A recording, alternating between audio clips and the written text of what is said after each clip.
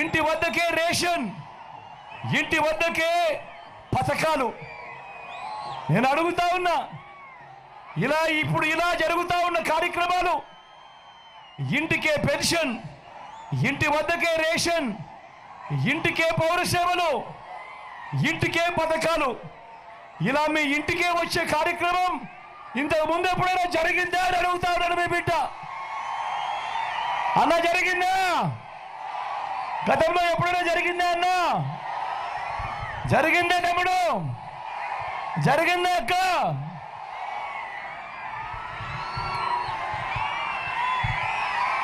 మొట్టమొదటిసారిగా గతంలో ఎప్పుడూ కూడా జరగని విధంగా రైతన్నలకు ఈరోజు పెట్టుబడికి సహాయంగా రైతన్నలకు రైతు భరోసా, రైతన్నలకు ఉచిత పంటల బీమా, సీజన్ ముగిసేలోకి రైతన్నలకు ఇన్పుట్ సబ్సిడీ, పగటిపూటే 9 గంటల పాటు ఉచిత విద్యుత్, రైతన్నను చెయ్యి పట్టుకొని నడిపిస్తూ అదే గ్రామంలోనే ఓ ఆర్బీకే వ్యవస్థ.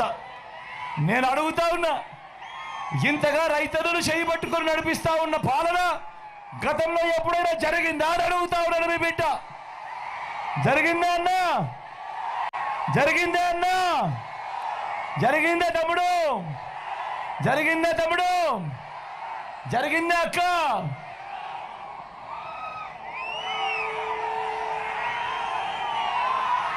స్వయం ఉపాధికి తోడుగా ఉంటూ మొట్టమొదటిసారిగా రాష్ట్ర చరిత్రలో ఎప్పుడూ జరగని విధంగా ఆటోలు దోలుకునేనా అన్నదమ్ములు, టాక్సీలు దోలుకునేనా అన్నదమ్ములకు ఈరోజు వాహనమిత్ర, నేతన్నలకు నేతన్న నేస్తం, మత్స్యకారులకు మత్స్యకార భరోసా, ఓ తోడు ఓ చేదోడుతో చిరు వ్యాపారులకు శ్రమజీవులకు అండ, లాయర్లకు కూడా లానేస్తం. ఇలా స్వయం ఉపాధికి తోడుగా ఉంటూ ఇన్ని పథకాలు ఎప్పుడైనా గతంలో ఇచ్చారా అని అడుగుతా ఉన్నాడు. మీ బిడ్డ జరిగాయా అని అడుగుతా ఉన్నాడు. మీ బిడ్డ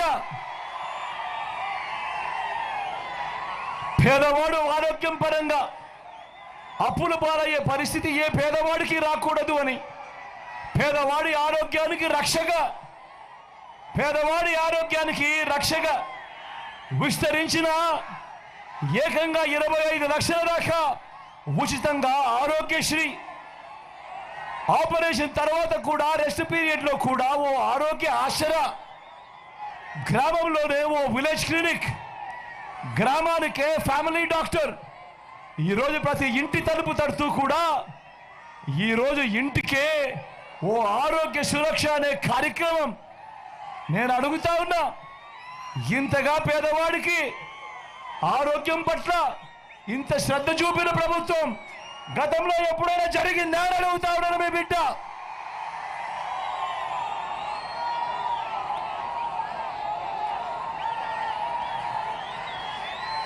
వీటి అన్నింటికీ తోడు ఏకంగా 600 రకాల సేవలు అందిస్తూ ప్రతి గ్రామంలోనూ ఈరోజు గ్రామ సచివాలయం, 60-70 ఇళ్లకు ఇంటికే వచ్చే వాలంటీర్ సేవలు, అదే గ్రామంలోనే ఓ ఆర్బీకే వ్యవస్థ, 4 అడుగులు అక్కడి నుంచి వేస్తే అదే గ్రామంలో ఓ విలేజ్ క్లినిక్ కనిపిస్తుంది. మరో 4 అడుగులు ముందుకు పోతే అదే గ్రామంలో నాడు నేడుతో బాగుపడ్డ ఓ ఇంగ్లీష్ మీడియం బడి అక్కడే కనిపిస్తుంది. గ్రామానికే ఈరోజు ఫైబర్ గ్రిడ్ వచ్చింది.